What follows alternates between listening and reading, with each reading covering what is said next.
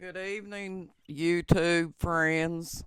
It's good to be back in here with you again. And what I want to talk about now is how the narcissist will try to use your finances to control you too.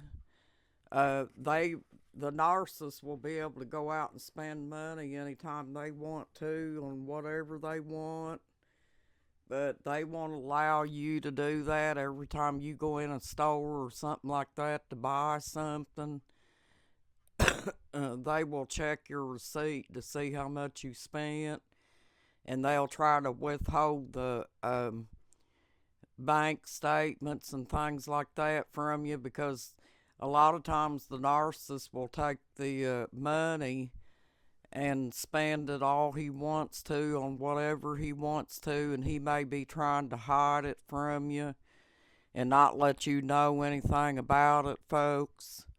And I believe that they do this, folks, because I never had anything when I was with narcissists.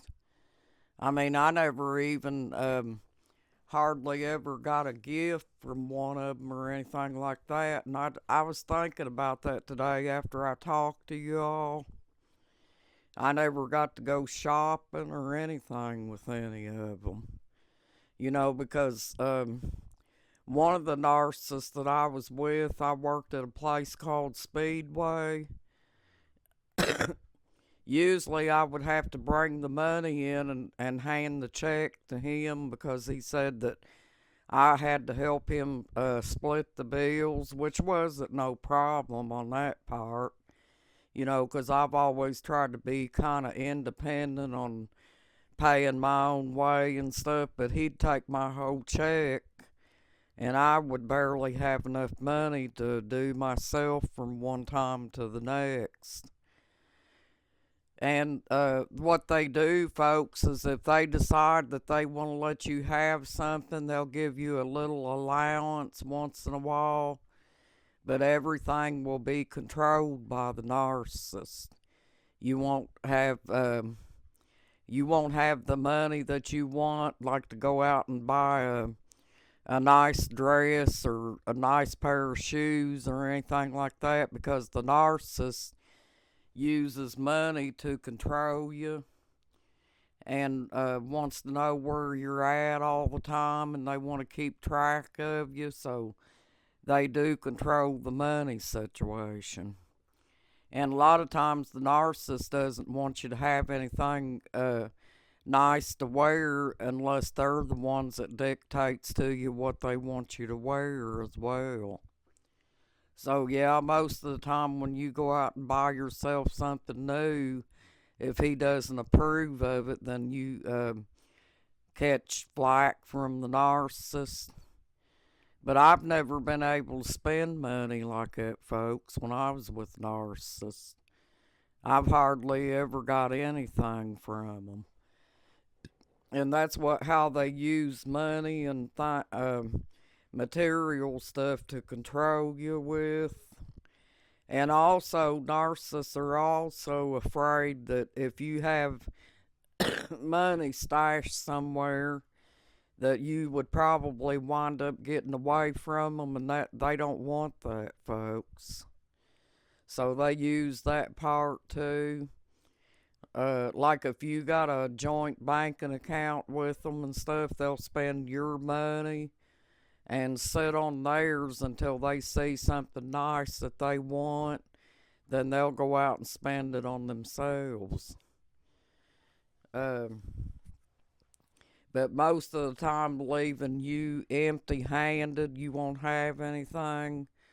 Because when I was with my first husband, folks, I heard through other people that he had money and things like that. Well, I never seen his paychecks or anything, and he didn't even want to take me to the store hardly, or to the laundromat or anything like that, because he said he didn't like people.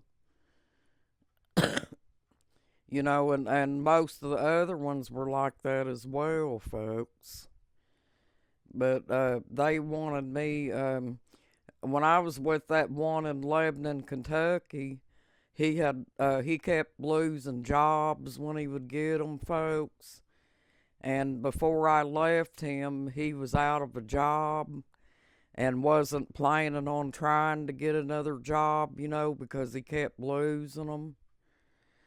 And so I wound up having to wash our clothes out in a creek next to the camp trailer that we were staying in.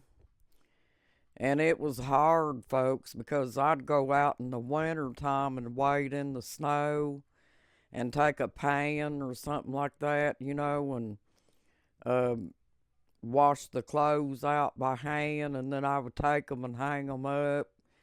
And it would take them days to dry because it was so cold outside. I remember washing some and hanging them outside, and they were froze solid. So it took them a while to dry. But that's all I could do, folks. That's the only way that we could keep ourselves clean. Because he didn't work a job, we didn't have the money to go to the laundromat. But yeah. And I remember back years ago, I washed clothes on the washboard for the kids. Like if I wanted to go to church on Sundays or whatever, I would take the kids to church with me, and I'd have to scrub their clothes on a washboard.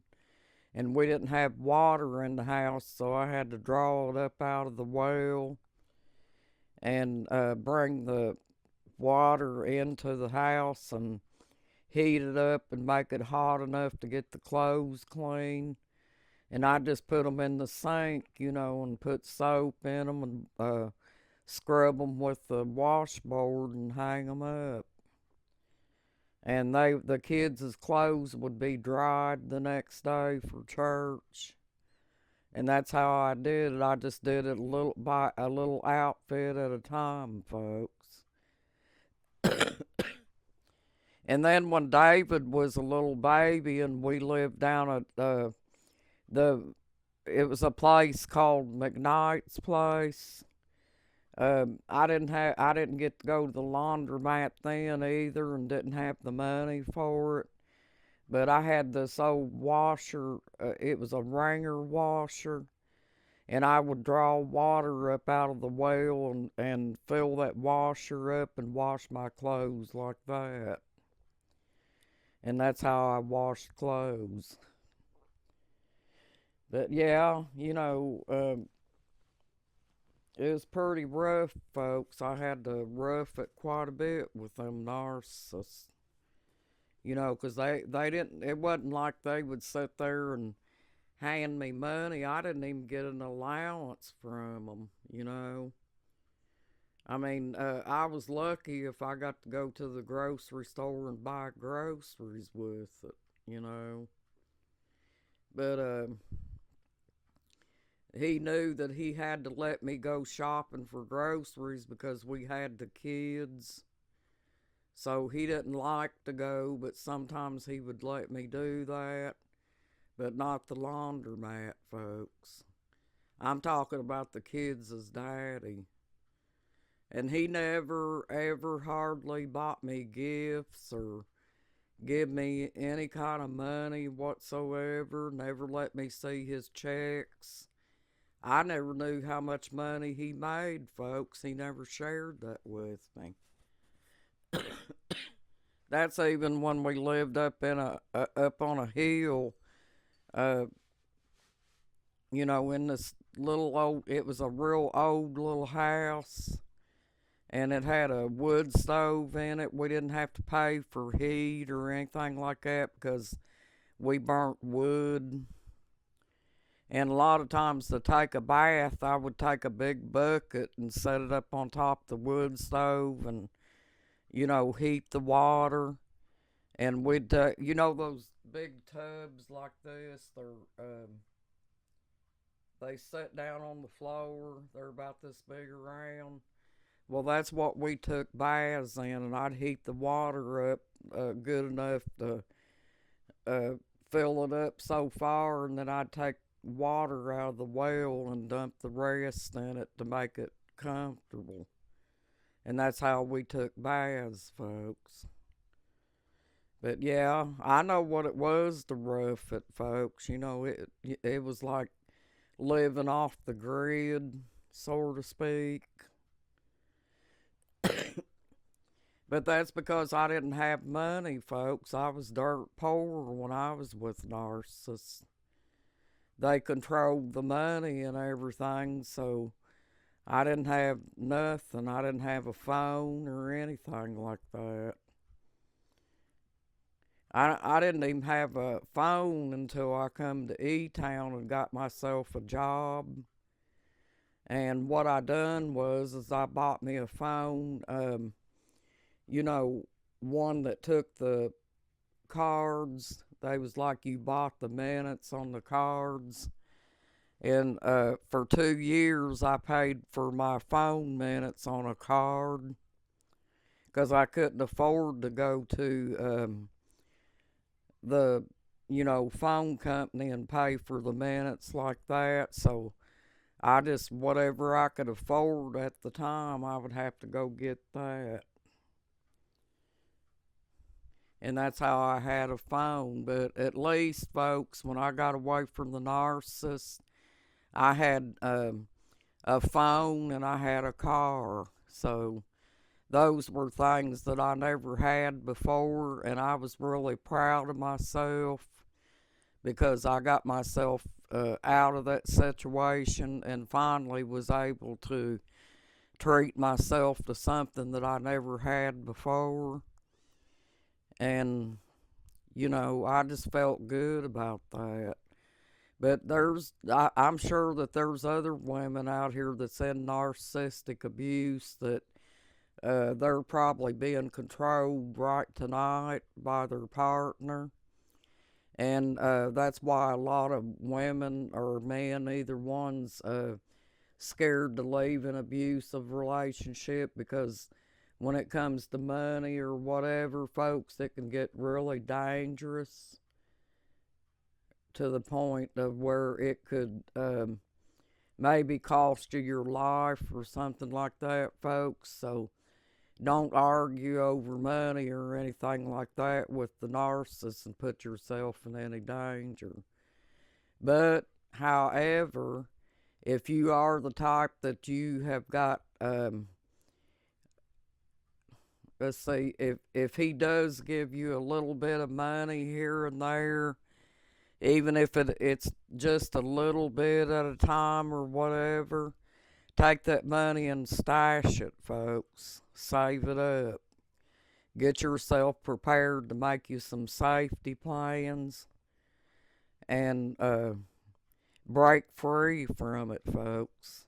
Well, I want to get back on here, folks, as I know I hadn't been back in here for a while, and I'm hoping whoever's in a relationship like this, they do some serious thinking, and hopefully they do break free from the abuse. If it's dangerous and everything, folks, don't forget the domestic hotline. And don't forget to call the police to get yourself out of any dangerous situations. Don't try to stick around for silly reasons if there's a way that you can get yourself out of that abuse quickly. You know, try to save yourself and your health, your mental health, so you can start healing and being back to the way you were before you met the narcissist. Well, I wanted to get on here and talk a little bit about the financial control that the narcissist uses on you to try to keep you under his thumb. Thank you for joining my YouTube channel, folks. Thank you for viewing my channel. And for those who subscribe to my channel, thank you. Bye-bye.